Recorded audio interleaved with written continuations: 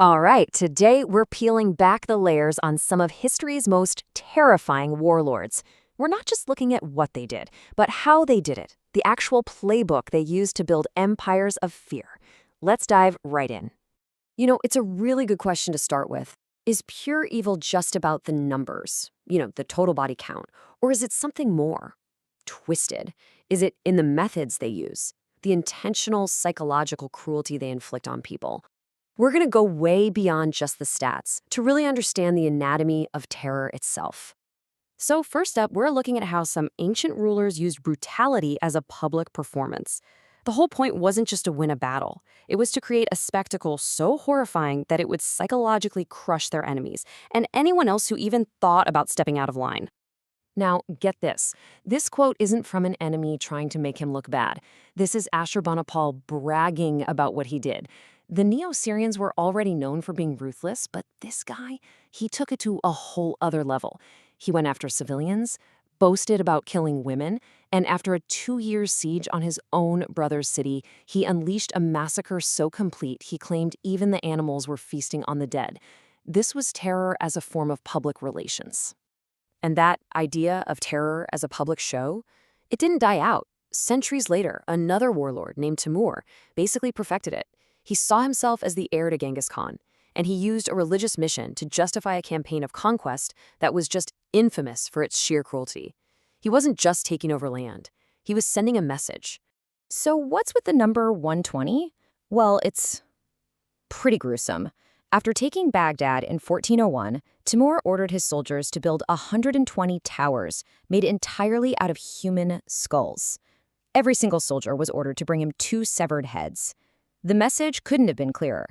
If you resist me, you won't just die. You will become part of the very architecture of my empire. Okay, so let's shift gears a bit. We're moving from those ancient spectacles to the modern mechanics of terror.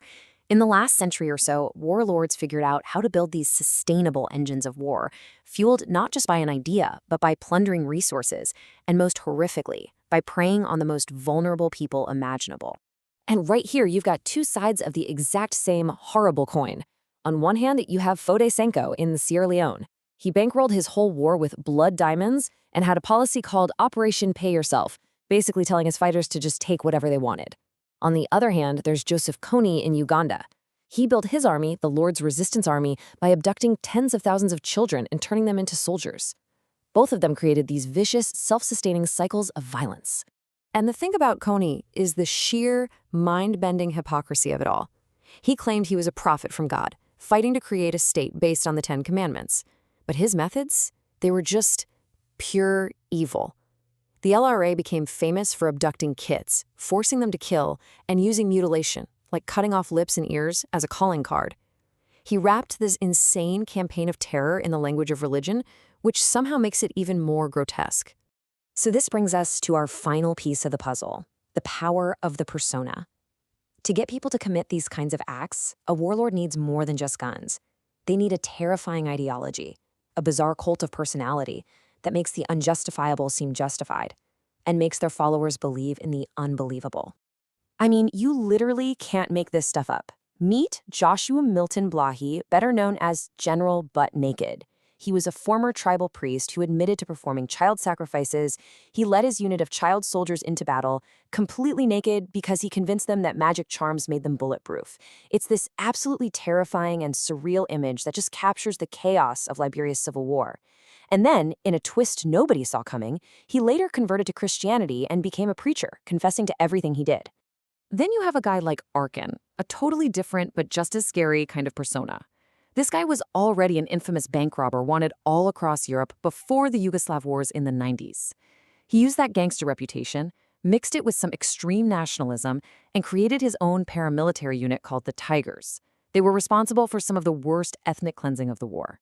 He was part mob boss, part warlord, a perfect example of how criminal power can just morph into military terror. And this This is where the Warlord playbook gets a 21st century upgrade.